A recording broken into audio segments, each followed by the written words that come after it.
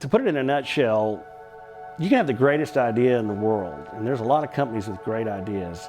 I look beyond the idea, though, and I look at the people that are going to execute the business plan.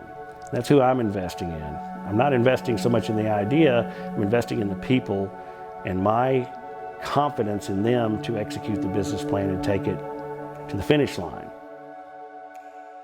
My name is Steve Markwardt, and I've been investing in startups for about 20 years. I got connected to the Capital Factory through a friend of mine, Bryan, who's a very well-known, great networker and very involved in the Dallas business community. So Bryan was being right in the middle of that, kind of the nucleus of that ecosystem. Josh Baer tapped Bryan, and Bryan became the VP and head of the Dallas Capital Factory office. When Bryan explained to me what their philosophy was and how they go about investing in these companies that they're involved with,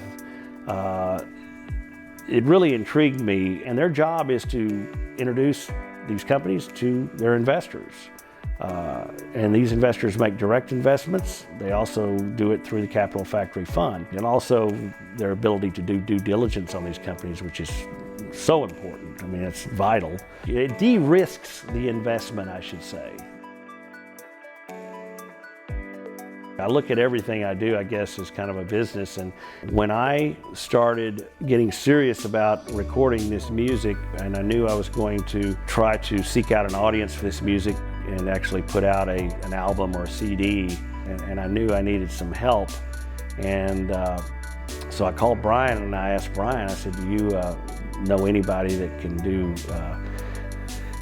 videos and, you know, create some assets for me and build a website for me for my music, and I need somebody to design the CD cover and all those kinds of things. You know, and I knew other creative people, but I figured Bryan might know someone that I hadn't thought of yet. And Bryan immediately told me that they had just, I think, brought Blended Sense on board. The problem with creative firms inherently in the past that I have observed is their inability to create and produce recurring revenue.